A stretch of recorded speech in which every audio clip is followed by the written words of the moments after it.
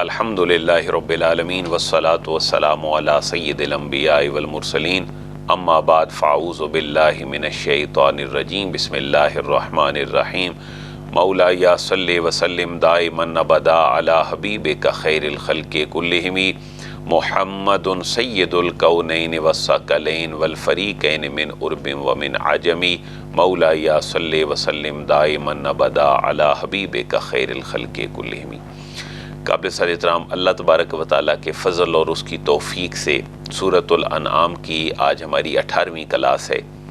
اس رکوع کے اندر جو سورۃ الانعام کا 18واں رکوع ہے 6 آیات ہیں، ان 6 آیات مبارکہ کی تلاوت کا شرف حاصل کریں گے حافظ محمد شہریار۔ اعوذ باللہ من الشیطان الرجیم بسم اللہ الرحمن الرحیم قل لا اجد فيما اوحی الی محرما على طاعم يطعمه إلا أن يكون ميتة أو دما مسفوحا أو لحم خنزير فإنه رجس أو فسقا أحل لغير الله به فمن اضطر غير باغ ولا عاد فإن ربك غفور رحيم وعلى الذين هادوا حرمنا كل ذي ظفر ومن البقر والغنم حرمنا عليهم شهومهما إلا ما حملت ظهورهما أو الحوايا أو ما اختلط بعظم ذلك جزيناهم ببغيهم وإنا لصادقون فإن كذبوك فقل ربكم ذو رحمة واسعة ولا يرد بأسه عن القوم المجرمين سيقول الذين أشركوا لو شاء الله ما أشركنا ولا آباؤنا ولا حرمنا من شيء كذلك كذب الذين من قبلهم حتى ذاقوا بأسنا قل هل عندكم من علم فتخرجوه لنا إن تتبعون إلا الظن فإن أنتم إلا تخرصون قل فلله الحجة البالغة فلو شاء لهداكم أجمعين قل هلم شهداءكم الذين يشهدون أن الله حرم هذا فإن شهدوا فلا تشهد معهم ولا تتبع أهواء الذين كذبوا بآياتنا والذين لا يؤمنون بالآخرة وهم بربهم يعدلون صدق الله العظيم۔ آمین، جزاک اللہ۔ قابل سر احترام آج کی ہماری کلاس 3rd لاسٹ کلاس ہے سورۃ الانعام کی، اور چونکہ سورۃ الانعام کا مرکزی موضوع ہی رد شرک ہے اور مشرکین مکہ اور کفار کے ہاں جتنی بھی مشرکانہ رسوم اور بدعات رائج تھیں، قرآن مجید فرقان حمید نے نبی مہربان علیہ السلام کی آمد اور قرآن مجید کے نزول کے ساتھ ان تمام کو رد کیا اور ان کا متبادل نظام پیش کیا اور پوری کائنات کو اللہ تبارک و تعالیٰ کی وحدانیت اور اس کے رسول کی غلامی اور اطاعت میں دیا۔ پچھلی آیات میں گزرا کہ مشرکین حلت اور حرمت کا خود سخت عقیدہ رکھتے تھے، وہ جس چیز کو چاہتے کہ حلال ہے وہ حلال کہہ دیتے، جس کو پسند کرتے حرام کر دیتے۔ اللہ تبارک و تعالیٰ اپنے حبیب کریم کی زبان مبارک سے یہ اعلان فرما رہا ہے کہ اے حبیب آپ ان کے سامنے اعلان کر دیں کہ میرے اوپر جو وحی آتی ہے اس کے اندر تو کھانے والے کے اوپر کوئی ایسی چیز حرام نہیں ہے جیسا تم چیزوں کو حرام کہتے ہو۔ تو ان کی طرح طرح کی حلت اور حرمت جن کا ذکر سورہ بقرہ میں، سورہ مائدہ میں اور سورۃ الانعام کی گزشتہ آیات میں گزرا، ان کا رد کرنے کے بعد قرآن مجید نے 4 چیزوں کو بیان کیا کہ یہ بنیادی طور پر اور اصولی طور پر تمہارے نزدیک تمہارے لیے حرام ہے، اور پھر ان کے کھانے کی بھی حالت اضطرار میں اجازت عطا فرمائی۔ پھر مشرکین جو ہیں وہ اہل کتاب کے ساتھ چونکہ اپنا گٹھ جوڑ بھی رکھتے تھے اور بڑی ان کی سفارتی کوششیں بھی ہوتی تھیں ایک دوسرے سے ملنے کی، اور ایک دوسرے کے ساتھ اسلام کو دبانے کے لیے چیزیں بھی شیئر کرتے تھے۔ تو وہاں جو یہودی تھے ان کے اوپر کچھ چیزیں اللہ تعالیٰ کی طرف سے پنشمنٹ کے طور پر جو حرام ہوئی تھیں، ان کو وہ بطور دلیل سامنے رکھتے تھے کہ وہاں دیکھیں وہاں بھی تو یہ چیزیں حرام ہیں، لہٰذا ہمارے اوپر بھی اپنی پسند اور ناپسند کی چیزیں ہم حلال اور حرام کر سکتے ہیں۔ تو ان کو کہا گیا کہ یہودیوں کے اوپر جو چیز حرام تھی وہ بنیادی طور پر ان کی نافرمانیوں کی وجہ سے تھی، حالانکہ اللہ کی طرف سے وہ چیزیں اصولی طور پر حلال تھیں۔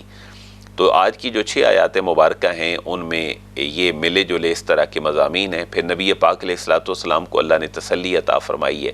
اور مشرکین کی جو ایک آخری حجت تھی کہ اللہ چاہتا تو ہم شرک نہ کرتے، اللہ چاہ رہا ہے تو ہی ہم شرک کر رہے ہیں، قرآن مجید فرقان حمید نے اس کا بھی رد کیا ہے اور ان سے علمی دلیل مانگی ہے، اور ان کی جو دلیل تھی اس دلیل کو قرآن مجید فرقان حمید نے رد کیا ہے۔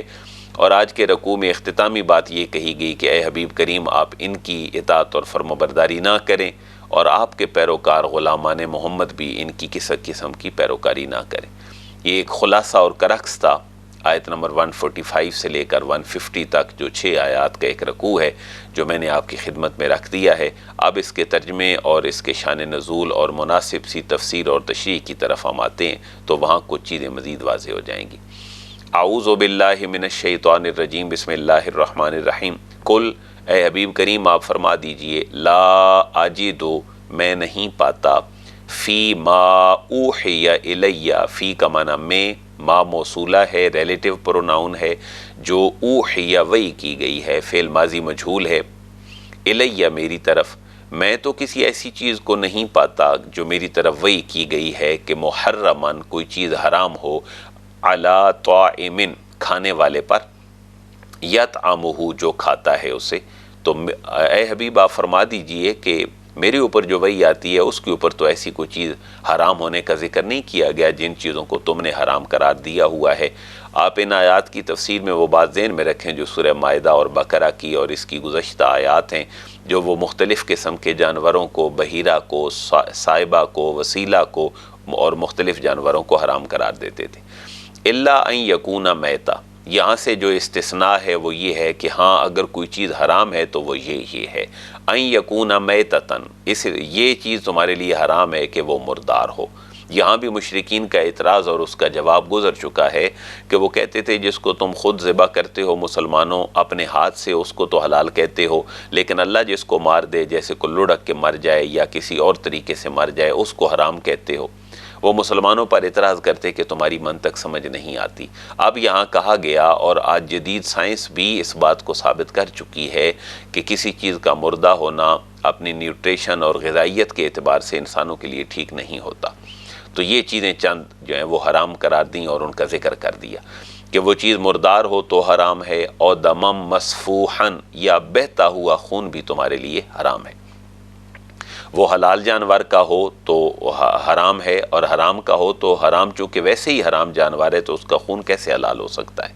اور لحم خنزیر، یا خنزیر کا جو گوشت ہے وہ حرام ہے۔ فإنہ رجس، کیونکہ یہ ناپاک ہے، اور فسقن، اور یہ جو ہے نافرمانی ہے اللہ تبارک و تعالیٰ کی، اور یہ چیز بھی حرام ہے انسانوں کے لیے، اوہلا، نام پکارا جائے، لغیر اللہ، اللہ کے سوا کسی اور کا بھی جس پر، تو یہ چیزیں 4 جو ہیں وہ حرام ہیں۔ مردار حرام ہے، بہتا ہوا خون حرام ہے، خنزیر کا گوشت حرام ہے، اور جس پر اللہ کے علاوہ کسی کا ذبح کرتے ہوئے نام لیا جائے وہ چیز حرام ہے۔ فمن اضطر، پھر جو مجبور ہو جائے، غیر باغن، وہ سرکش نہ ہو، ولا عادن، اور حد سے بڑھنے والا بھی نہ ہو، تو وہ اگر ان چیزوں کو اضطراری حالت میں اپنی زندگی کو بچانے کے لیے اگر استعمال کر لے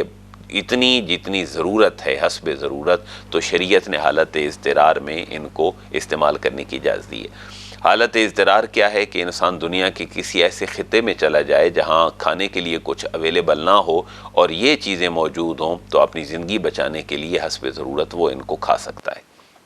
یہ اسلام کی جو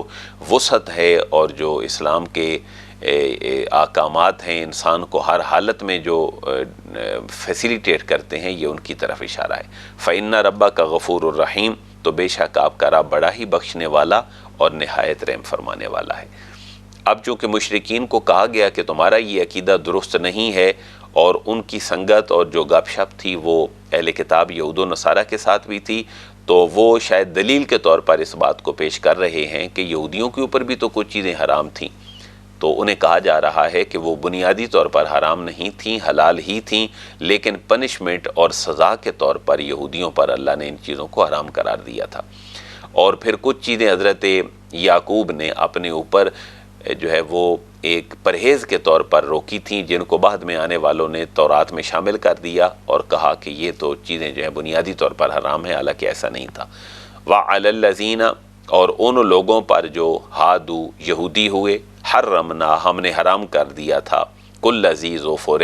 ہر ناخن والا جانور۔ ذی جو ہے یہ اسماء میں سے ہے، اور ذو، ذا اور ذی یہ اس کی حالت رفع نسبی اور جری آتی ہے۔ ظفر ناؤن ہے، ناخن کے معنی میں، تو ہر ناخن والا جانور ہم نے ان کے اوپر حرام قرار دیا تھا۔ یعنی جو جیسے ان کا پاؤں ہے کسی جانور کا اور درمیان میں کٹا ہوا ہے تو حلال ہے، جیسے بکری کا ہے، لیکن جو ناخن کی شکل میں ہے، جو جس کے اندر چیر نہیں ہے، تو وہ ان کے اوپر پنشمنٹ کے طور پر حرام تھا، جیسے اونٹ وغیرہ۔ وَمِنَ الْبَقَرِ وَالْغَنَمِ، اور جو ناخن والے ہیں وہ تو حرام قرار دے دیے ان کے اوپر پنشمنٹ کے طور پر، اور جو گائے اور بکری تھی وہ بنیادی طور پر حلال تھی، لیکن حرمنا، ہم نے حرام قرار دی تھی، علیہم، بنی اسرائیل پر، شحومہما، ان دونوں کی چربی جو ہے وہ حرام قرار دے دی تھی۔ تو جو چربی اور فیٹس ہیں وہ بنیادی طور پر انسان کی ضرورت بھی ہیں، اور کھانا پکنے کے اعتبار سے اس کے اندر لذت کا باعث بھی بنتے ہیں، تو یہ چیز پنشمنٹ کے طور پر ان کے اوپر منع کر دی گئی۔ کیوں کہ اس وقت اس طرح کے آئل اور جو گھی کا تصور تھا وہ چربی سے ہی حاصل ہوتا تھا، تو ان کے کھانوں کے اندر اس چیز کو بطور پنشمنٹ حرام قرار دے دیا گیا، چربی کو، کہ گائے اور بکری کی چربی ان کے اوپر حرام ہے، اور جو ناخن والے جانور ہیں وہ اوورال ان کے اوپر حرام ہے۔ ہاں 2-3 چربیاں جو تھیں وہ جائز تھیں ان کے لیے، جو بڑی مائنر سی ہوتی تھیں، الا ما حملت ظہورہما، سوائے اس چربی کے جو اٹھائی ہوئی ہوں ظہورہما، ان کی پیٹھیں، یعنی ان کی پیٹھ اور جو چکی ہے کسی جانور کی، گائے کی، بکری کی، ان کی دمبے وغیرہ کی، وہ چربی صرف ان کے لیے جائز تھی۔ اول ہوا، یا جو آنتڑیوں کے ساتھ ملی ہوئی ہو وہ چربی جائز تھی۔ او مختلط بعظم، یا وہ چربی جو ہڈیوں کے ساتھ فطرتی طور پر جانور کی مکس ہوئی ہوئی ہے وہ جائز تھی۔ ادروائز جو چربی جانوروں کی تھی وہ ان کے اوپر حرام تھی۔ اور مشرکین کے اس جواز کو اور اس دلیل کو کہ اہل کتاب کے اوپر بھی تو اس طرح کی چیزیں حلال اور حرام تھیں، تو ہمیں کیوں اسلام کہتا ہے کہ یہ وسیلہ، حام اور صائبہ اور اس طرح کے جانور اور حلت و حرمت کی پابندیاں ہمارے اوپر کیوں ہیں؟ تو انہیں کہا جا رہا ہے کہ یہ چیزیں بنیادی طور پر حلال تھیں، لیکن ذالک جزیناہم ببغیہم، یہ ہم نے سزا دی تھی انہیں ان کی سرکشی کی وجہ سے، حالانکہ اللہ نے ان کو حلال ہی پیدا کیا ہے۔ وَإِنَّا لَصَادِقُونَ، اور یہ ایک بڑا پیارا سا جملہ ہے کہ جتنی بھی سٹیٹمنٹس مشرکین مکہ اور کفار دے دیں یا اہل کتاب یہود و نصارہ دے دیں، یہ اپنے ان بیانوں میں جھوٹے ہیں۔ وَإِنَّا لَصَادِقُونَ، اور اللہ فرما رہے ہم ہی سچے ہیں اور ہماری سٹیٹمنٹ ہی سچی ہے۔ اب اگلی آیت میں نبی پاک علیہ الصلوۃ والسلام کو تسلی اور تشفی دی جا رہی ہے مشرکین کے اوپر جو حجتیں تمام کی جا رہی ہیں کہ حلت اور حرمت کا مالک اللہ ہے، تو اس کے باوجود بھی تم اپنے جو حلت اور حرمت کے تصور ہیں ان سے باہر نہیں آ رہے ہو، تو ظاہر ہے انسان کو بار بار پریچنگ پر، دعوت پر اور تبلیغ کرنے پر جو ریزسٹنس آتی ہے، انسان تھوڑا اس پہ پریشان ہوتا ہے۔ تو ان کو کہا جا رہا ہے کہ فین کذبوکا، اے حبیب کریم اگر وہ جھٹلائیں آپ کو، فقل، تو آپ فرما دیجئے ربکم ذو رحمت واسعہ، تمہارا رب بڑی رحمت والا ہے اور بڑی وسعت والا ہے۔ یعنی کوئی آنا چاہتا ہے تو ویلکم، پرانے گناہ اس کے معاف کر دیے جائیں گے۔ ولا یرد باسہ عن القوم المجرمین، اور نہیں ٹالا جا سکتا اس کا عذاب مجرم قوم سے، جو نہیں آئے گا دعوت اسلام پر لبیک کہتے ہوئے، تو پھر اللہ کے عذاب کو اس سے ٹالا نہیں جا سکتا، وہ اللہ کے عذاب کو چکھ کر رہے گا۔ آیت نمبر 148 میں مشرکین کی ایک اور ہٹ دھرمی کا ذکر ہو رہا ہے کہ جب علمی دلیل کا جواب ان کے پاس ایک علمی دلیل کی بنیاد پر نہیں ہوتا، پختہ سی ایک علمی دلیل پر، تو پھر انسان کہہ دیتا ہے بھئی اللہ نے یہ چاہا ہے تو ہم ایسا ہی کریں گے۔ اللہ فرما رہے ہیں ان کی محبوب یہ بات ٹھیک نہیں ہے۔ سَيَقُولُ الَّذِينَ أَشْرَكُوا، ان قریب کہیں گے وہ لوگ جنہوں نے شرک کیا، لو شاء اللہ، اگر چاہتا اللہ، ما اشرکنا، تو ہم شرک ہی نہ کرتے، ولا آباؤنا، اور نہ ہی ہمارے باپ دادا شرک کرتے، ولا حرمنا من شیء، اور نہ ہم حرام ٹھہراتے کسی چیز کو۔ لہٰذا اگر ہم نے شریک اللہ کے بنائے ہیں، ہمارے آبا و اجداد نے اللہ کے شریک بنائے ہیں، اور ہم نے کچھ چیزوں کو حرام قرار دیا ہے، تو یہ اللہ کی مشیت سے ہی ہے، پھر یہ بھی اللہ نے چاہا ہے تو ہم نے کیا ہے۔ انہیں کہا جا رہا ہے کذالک کذب الذین من قبلہم حتی ذاقوا باسنا، اسی طرح جھٹلایا تھا ان لوگوں نے جو تھے من قبلہم، ان سے پہلے، حتی ذاقوا باسنا، یہاں تک کہ انہوں نے چکھا ہمارا عذاب۔ تو سابقہ قوموں کا جو برا انجام تھا حلت اور حرمت کے حوالے سے، اور اللہ اور اس کے آنے والے معزز رسولوں کی نافرمانی کے حوالے سے، اس کو بطور اسپیسیمن اور ماڈل کے پیش کیا کہ تمہارا بھی پھر ہلاکت ہی تمہارا مقدر ہے، جس طرح پچھلے انبیاء کی نافرمان قوموں کا مقدر ہلاکت تھی۔ لیکن انہیں کہا جا رہا ہے پھر بھی، اور یہ بڑی وسعت ہے اللہ اور اس کے رسول کی تعلیمات میں، اور آج کے مبلغین اور علماء کو بھی اتنی وسعت اپنے اندر رکھنی چاہیے کہ وہ مد مقابل سے دلیل مانگیں، اللہ بھی ان سے دلیل مانگ رہا ہے۔ قل، اے حبیب کریم آپ فرما دیجئے، حل عندکم من علم، کیا تمہارے پاس کوئی علم ہے ان ساری چیزوں کا، کوئی دلیل ہے تمہارے پاس ان ساری چیزوں کی جو تم نے خود ساختہ چیزیں اپنی زندگی میں حلت اور حرمت کی ڈال دی ہیں، تو فتخرجوہ لنا، تو پیش کرو اسے ہمارے سامنے۔ اگر نہیں ہے تو پھر اس دلیل کی طرف آ جاؤ جو بڑی حجت ہے اور حجت بالغہ ہے اور بڑی مکمل حجت ہے، اور وہ اللہ کی حجت ہے، اور اس کو مانو۔ لیکن یہ جو تمہارا رویہ ہے کہ دلیل کے بغیر تم نے اپنے آباء و اجداد کو دیکھتے ہوئے ایک ہٹ درمی اور ضد والا رویہ اختیار کر رکھا ہے اللہ اور اس کے رسول کی نافرمانی میں، تو یہ تمہارا رویہ کیسا ہے؟ یہ صرف تمہارا گمان ہے جو، اور تمہارے اندازے کی باتیں ہیں، بے تکی باتیں ہیں جن کو تم کیے جا رہے ہو۔ ان تتبعون، نہیں تم تو پیروی کر رہے ہو، الا الظن، مگر گمان کی، وَإِنْ أَنْتُمْ إِلَّا تَخْرُصُونَ، اور نہیں ہو تم مگر اندازوں سے بات کرتے، یہ جو کچھ تم نے اپنا دین گھڑ لیا ہوا ہے خود سے، اور اس کو منسوب کرتے ہو حضرت ابراہیم خلیل اللہ کی طرف، تو ایسا نہیں تھا کہ دین ابراہیمی کے اندر اس طرح کی چیزیں ہوں جو تم نے کر لی ہیں، بالکل ایسے ہی جیسے یہود و نصارہ نے دین ابراہیمی پر ہوتے ہوئے بھی اپنے اوپر حلت اور حرمت کی باتیں خود کر لیں، انہوں نے ایڈیٹنگ کر لی اپنی کتابیں، اور اپنے لیے اللہ کا جو عذاب ہے اس کو خود دعوت دی۔ تو یہ جو مشرکین کی بات تھی کہ اگر اللہ نہ چاہتا تو ہم نہ کرتے، اللہ نے چاہا ہے تو ہم شرک کر رہے ہیں، تو انہیں کہا جا رہا ہے کہ تمہیں یہ جملہ کہنے کے بجائے پھر ایک اور جملہ اس طرح کا کہنا چاہیے کہ اصل بات تو یہ ہے کہ پھر اللہ چاہتا تو سب کو ہدایت دے دیتا، لہٰذا تمہیں اگر ہدایت نہیں ملتی تو یہ اللہ کی مشیت نہیں ہے، بلکہ اس ہدایت کا معیار یہاں دلیل اور عقل اور لاجک رکھی گئی ہے جس سے تم خود کو دور کر رہے ہو، حالانکہ تم خود اپنے آپ کو بڑے انٹلیکچوئل کہتے ہو۔ قل، اے حبیب آپ فرما دیجئے، فَلِلَّهِ الْحُجَّةُ الْبَالِغَةُ، بس اللہ ہی کے لیے ہے کامل دلیل، فَلَوْ شَاءَ لَهَدَاكُمْ أَجْمَعِينَ، لہٰذا اگر چاہتا اللہ تو ہدایت عطا فرما دیتا تم سب کو۔ پھر کہنا تو تمہیں یہ چاہیے تھا، لیکن تم ایسا نہیں کہتے ہو، بلکہ صرف اپنی بات منوانے کے لیے اور ہٹ دھرمی کرتے ہوئے یہ کہتے ہو کہ بس اللہ نے چاہا ہے تو ہم شرک میں مبتلا ہوئے اور ہمارے آباء و اجداد بھی مبتلا ہوئے۔ اے حبیب ان سے دلیل مانگیے، قل، اے حبیب کریم آپ فرما دیجئے، ہلم شہداءکم، لاؤ اپنے گواہوں کو، الذین یشہدون، جو گواہی دیں، ان اللہ حرم ھذا، کہ اللہ نے یہ چیزیں حرام کی ہیں جو مشرکین کے ہاں حرام تھی۔ تو اے حبیب جو ان کے اوپر لاجک رکھتے ہیں، انٹلیکٹ رکھتے ہیں، وہ تو کبھی ایسی گواہی نہیں دیں گے، کیونکہ گواہی سلیم الفطرت انسان کبھی جھوٹی نہیں دیتا، لیکن اگر پھر بھی یہ بدبختی پہ اتر آئیں فَإِن شَاهِدُوا، اور اگر یہ گواہی دے بھی دیں کہ واقعی یہ اللہ نے حرام قرار دی ہیں اور جھوٹ موٹ کی کوئی دلیل لے آئیں، تو فَلَا تَشْهَدْ مَعَهُمْ، اے قرآن کے مخاطب، اے میرے حبیب، اے قیامت تک کے انسان، فلا تشہد، تو آپ گواہی نہ دیجئے، معہم ان کے ساتھ، ولا تتبع اہواء الذین کذبوا بآیاتنا، اور نہ پیروی کیجئے اہواء خواہشات کی،